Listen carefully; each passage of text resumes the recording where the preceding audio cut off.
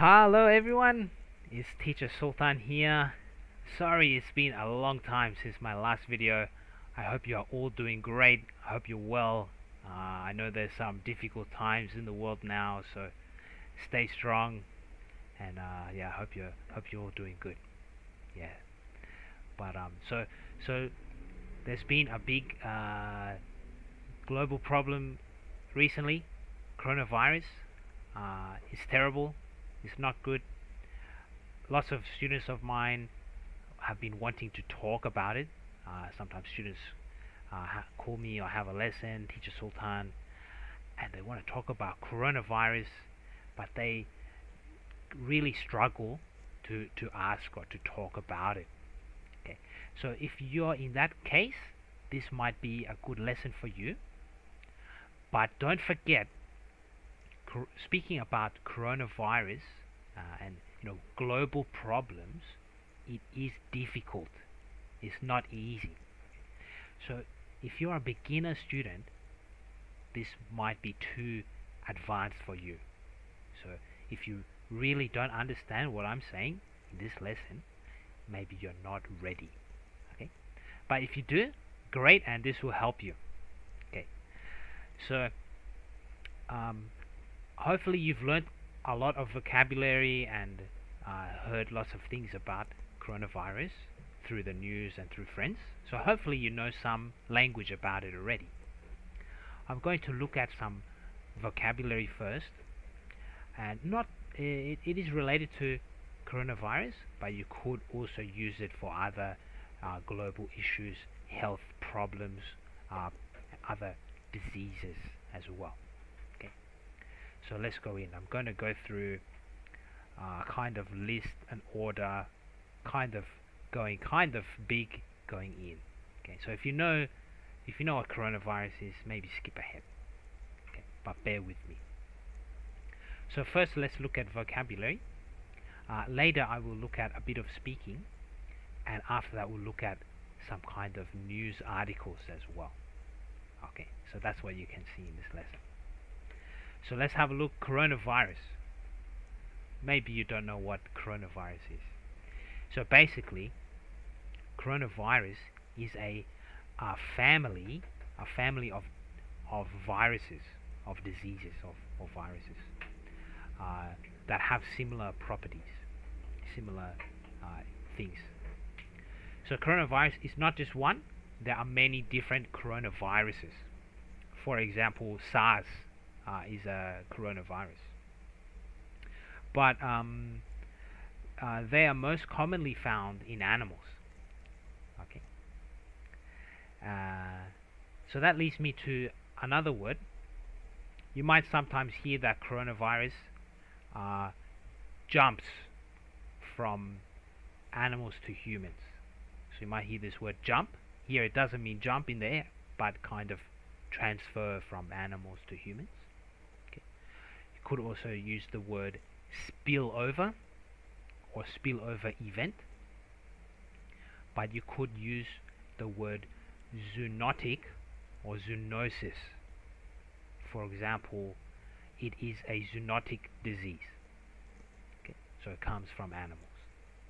Okay, great. Next, we've got COVID-19. What's COVID-19? So like I said before, now we know that coronavirus is not one, but many different viruses. So this new virus that we saw at the end of last year and early this year, it's a new one, and they gave it the name of COVID-19. So a lot of these new coronaviruses, they like to give short names. SARS is an abbreviation too. MERS as well. I can't remember SARS, but MERS I think is Middle Eastern respiratory syndrome or something like that. So they're quite long, difficult words. But COVID-19 is short for Corona Virus Disease 2019. So it's the new one. Okay, and that leads me to another word, novel. Sorry, novel. So some people may have read or heard novel coronavirus. So here novel means new. It's a new coronavirus. Okay. Alright. So I hope that helps. That's about the coronavirus and COVID-19. I hope that helps. Next we've got some other vocabulary. Outbreak. Outbreak. So an outbreak is a quick start, a fast start to something unwelcomed, something not good, something bad. Okay. So for example, COVID-19 was an outbreak because it spread very fast. Okay. If it spread very slowly, it would not be an outbreak. But because it spread very fast, we can use outbreak. Okay. Could be an outbreak in other things if it happens very fast and spreads very fast, like an outbreak of the flu or a cold. Okay. So next we've got epidemic. You might have heard epidemic and pandemic before. So epidemic is a widespread of an infectious disease in a community or city or even a suburb, a place, a small place. So infectious disease is a disease that can spread, that is contagious, can go to other people. Okay. So how is pandemic different? Pandemic is a disease that has spread over a whole country or the whole world. Okay. So a long time ago, end of last year, we could have said that COVID-19, there was an epidemic of COVID-19 in China. Okay. But now it's everywhere, so we can say that there is a pandemic of COVID-19 because it's everywhere. It's around the world. Okay, I hope that helps you about that. Okay. A couple other things. So we looked at contagious, it can spread. Airborne. So airborne means that it can be transported by air, in the air. Usually by saliva or spit in your mouth or nose. Okay. So that's why people say don't go near people, and if you cough or sneeze, to cover your mouth or your nose. Okay. Next, people often talk about hygiene. Hygiene. So hygiene means to keep clean, basically, to keep something or keep yourself clean, to maintain health and prevent disease, especially by cleanliness. So, for example, having good hygiene can help reduce the spread of COVID-19. So in this case, it means, for example, even if you touch things, maybe somebody had COVID-19 and touched it. If you touch things, if you keep good hygiene, so you often wash your hands, wash your body, and you don't do dirty things like pick your nose, that will help you not to get coronavirus. Okay. But hygiene, you often also hear it to talk about food hygiene. For example, the restaurant has good food hygiene, so they clean the food very well and they clean the kitchen very well. It's very clean. Great. Alright, so that's a bit of the technical vocabulary about the disease. Next we'll look at some kind of everyday kind of life things. So two words you often hear are essential and non-essential. So essential basically means very important or needed to live. Okay. So for example, food and water are essential for people to live. Okay. If you don't have food and water, you can't live. So it's essential. You need it. Okay. So non-essential, anytime you've got non in front of a word, means not, or you don't, or no. So non-essential is not important, or not needed, not necessary. So for example, just a random example, libraries are non-essential, as people don't need books to live. But supermarkets are essential because people need food to live. Okay. So that's why supermarkets are probably still open where you live, but things like bars and clubs are closed. Okay, because they're non-essential. They are non-essential. All right. So we've got the word case. Case. This is a good one. So case means an instant of a disease. But if you're not familiar with this, it means a patient. A patient. So sometimes on the news they talk about one new case. That means one new person has coronavirus. There's one new patient, one new person, one new person has the disease. And you might hear confirmed case or confirmed cases. So just like case, this is just the confirmed number. So here is the number of cases that have been tested positive to the disease. So, um, so for example, there are 1,000 confirmed cases. This means 1,000 people are tested and are positive for COVID-19. Okay. You might also hear reported cases. It's basically the same thing.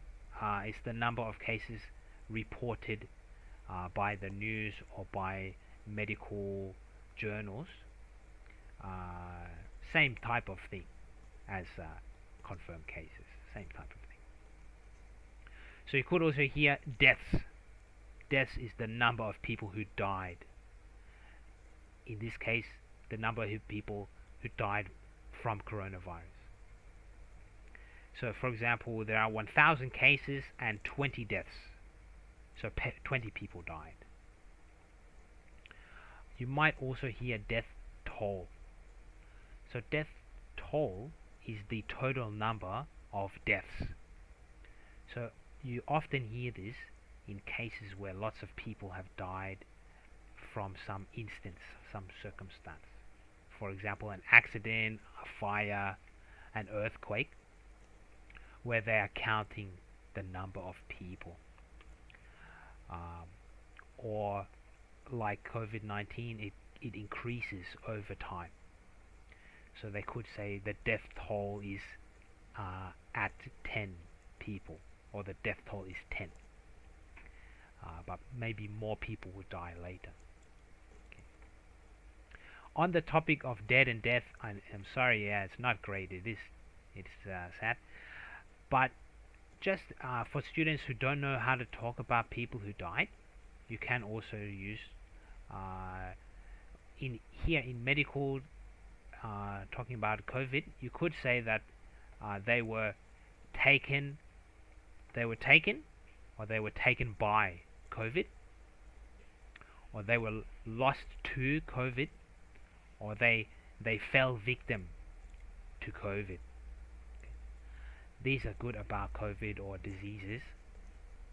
If it's just maybe an accident or naturally, you could say that they passed away, or they passed. But passed away is the best one. Passed away. Alright, let's talk more positive. Recoveries. Recoveries are the people who were sick, so they got COVID or what a disease, they were sick, but now they are healed. They are better. So for example, you might hear in the news there are 1,000 cases, 20 deaths, and 750 recoveries. So 750 people had COVID but now are healthy.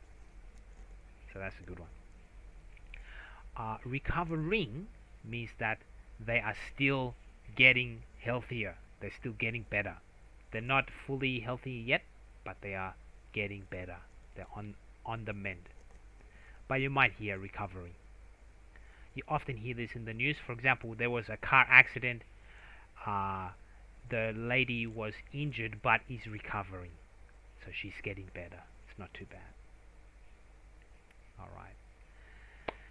Some problems of that came from COVID was something called panic buying. So panic buying is when you buy in excess from fear, probably from fear that there won't be any left or that other people are buying. So for example, panic buying became a problem as many shops sold out of toilet paper. So this was a real problem in Australia.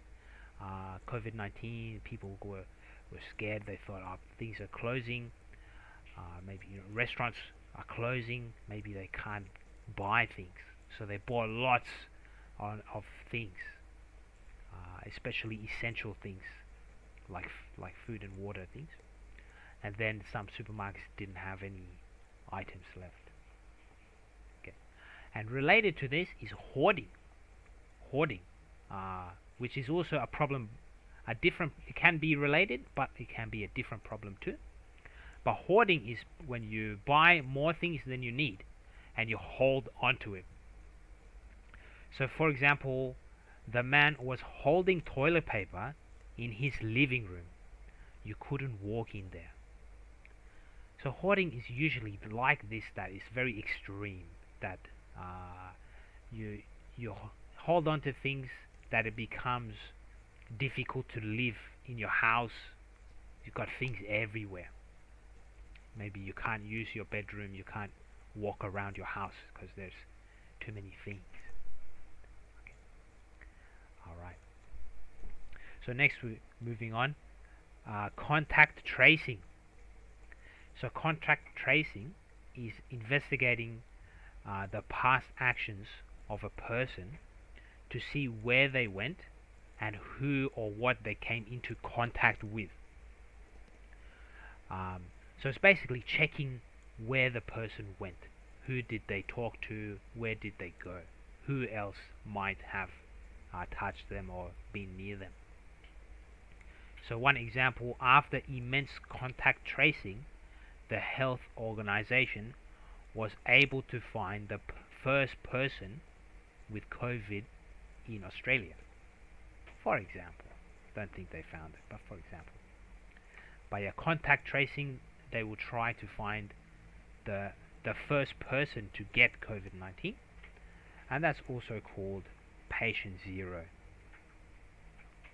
Okay.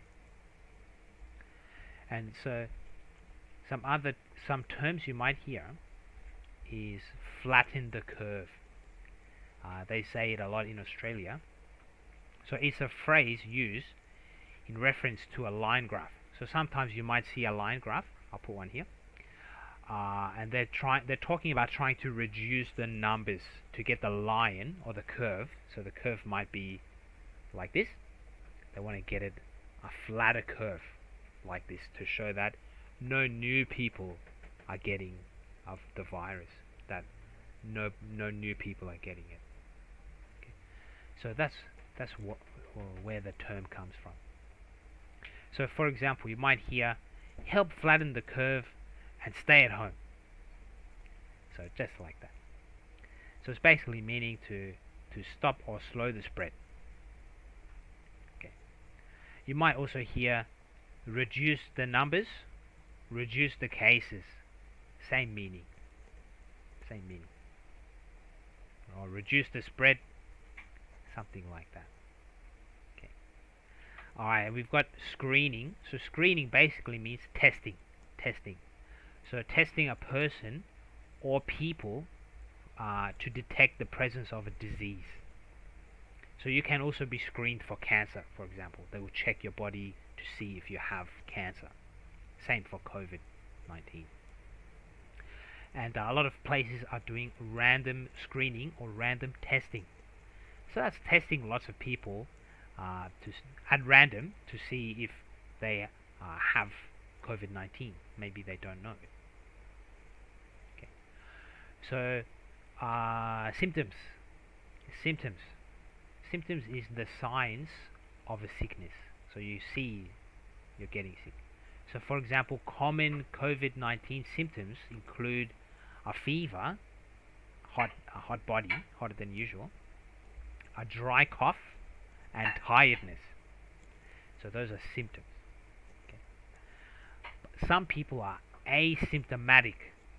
Asymptomatic. So that means you are sick without showing any symptoms. So, for example, he has coronavirus but looks healthy. He is asymptomatic. So that's a problem and why it spreads easily, because lots of people are asymptomatic. They have coronavirus, they don't know it, and they still go to work, meet their friends, and their friends get it. So this is a big one, guys, that lots of people are still confused about and saying the wrong things. Quarantine, isolation, lockdown, restrictions. This is the big one. Okay, so let's pay attention here. Lots of people are confusing it. So quarantine is basically strict isolation, to be alone, to prevent the spread of disease. People are put in quarantine when they are not sick, but have been or may have been exposed to a communicable disease or the disease. So this can help stop the spread. Okay. So it means you're not sick, but maybe you were near someone or you went somewhere where someone was sick. So you stay at home alone. Isolation alone. Just in case you have it and you stop spreading it. Quarantine. Okay. Self-quarantine is you voluntarily quarantine. You decide, I want to stay at home alone. So this is called self-quarantine. Maybe you are afraid of catching the disease, so you stay at home. This is self-quarantine. Okay. All right. So isolate is it also means to stay alone, but technically it means that so you have been infected with a communicable disease and you are separated from other people who are healthy to stop the spread. So isolation or isolate, you are sick.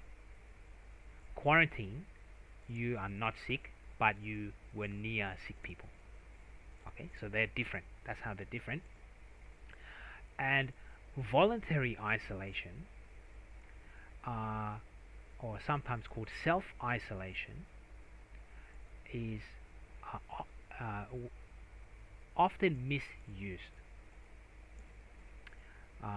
So that would mean that you are sick and you decide to isolate by yourself.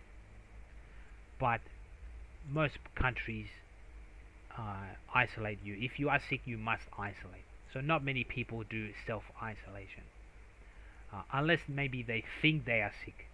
I think I'm sick, and I stay at home. But really, you should get tested if you think you're sick. But lots of people say, "Oh, I'm really scared of COVID-19, so I'm self-isolating."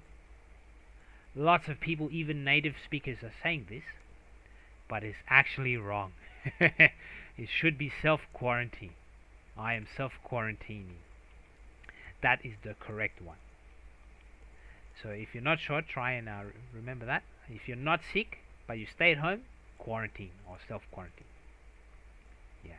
Sometimes people call me and they say, "Teacher, I'm bored of lockdown." I say, "Well, can't you go to the park?" And they say, "Yes, I can." So that means you are not in lockdown. If you can leave your home, you are not in lockdown. So lockdown is a state where people are not allowed to enter a building or to leave their home. So for example, because of the coronavirus, some cities are under lockdown and people must stay at home. I think the only place that was locked down was Wuhan. Here in Thailand, Phuket was under lockdown for a while. People could not leave their homes. Okay. So if you can leave your home, it's not lockdown. If you can go out and do things, but maybe for example, you can't go shopping, or you can't go to the beach, or you can't go to the gym. These are called restrictions. Restrictions. So restrictions are having or putting limitations or controls, usually by the government. The government will say, everyone, we have restrictions, we are limiting what you can do. So, for example, many countries restricted things such as places or large gatherings to help stop the spread. Okay, all right. But some places have a curfew. So curfew means that you have to remain indoors in your home between certain hours, usually in the nighttime. So right now, where I am, there's a curfew from 10 p.m. to 6 a.m. So you can't go out of your home during that time. It's called curfew. Often parents will give a curfew to their children. They say, children, you have a curfew, you must come home before midnight, for example. So that's also curfew. Okay. Alright guys, a few more guys. Hope you're still doing alright. Next, the big thing is social distancing. What is social distancing? The act of two things, of both practicing physical distance and also not participating in social activities. So both two things: physical, keep your body away from people, but also keep your activities away from people. So for example, staying 1.5 meters away from other people, but also not doing social activities like going to parties or having dinner with friends, is social distancing. Okay. Alright. Closed borders. So closed borders is when the land borders of a country or a state are closed and people cannot enter into that country or state. And some people, I tell them Australia's borders are closed. And they said, well, can I fly into Australia? Can't, the border is in the outside. Can't I fly in? No, you can't fly in. So that also means you can't fly into a country. It means you can't go into a country. Some states in a country will also be closed. You can't go to another state. Which also leads me to the phrase travel ban. So ban means to prohibit something or to stop something. So travel ban means that traveling is prohibited. You cannot travel, is not allowed. Okay. Right now, lots of countries have a travel ban. Alright, and just a few more things. So before we talked about essential things and food, lots of people are buying long life food. Okay. So this is food that has a long shelf life, which means that it can be okay to eat for a long time. Okay. So some examples are rice, pasta, soy milk, dried foods, and beans, canned food. You can keep them in your home for a long time. You can keep them without opening them. If you open it, that's different. Then you have to eat it, within a couple of days. But if you keep it in the packet, it will last for a long time. Okay. And a couple of things about medical equipment that you might hear. PPE, personal protective equipment. That includes things like face masks, goggles, protective eyewear, face shield, gowns, things like that. Often you hear PPE, personal protective equipment, in relation to hospitals, and they don't have enough personal protective equipment like gowns. They don't have enough. And something also very important for hospitals are ventilators. Ventilators, which is a machine to help you breathe.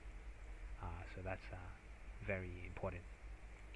So those are some big list items for the vocabulary that you should know if you want to talk or read about COVID-19 that maybe you don't know about, maybe you know about. Let me know how you go. If you have any questions, if you have some other good words, I think I have got a couple. Maybe I'll add some later. But please feel free to comment. Let me know how you're going. So this will make part 1. Thank you very much for watching. Part 2 we'll do conversation. So keep on practicing, guys. And again, thank you all very much for subscribing to my channel and for your support. Thank you so much. It means a lot to me. Please subscribe to my channel. Keep watching, share, and stay safe, everyone. Thank you very much. Alright, Teacher Sultan. See you next time. Bye-bye.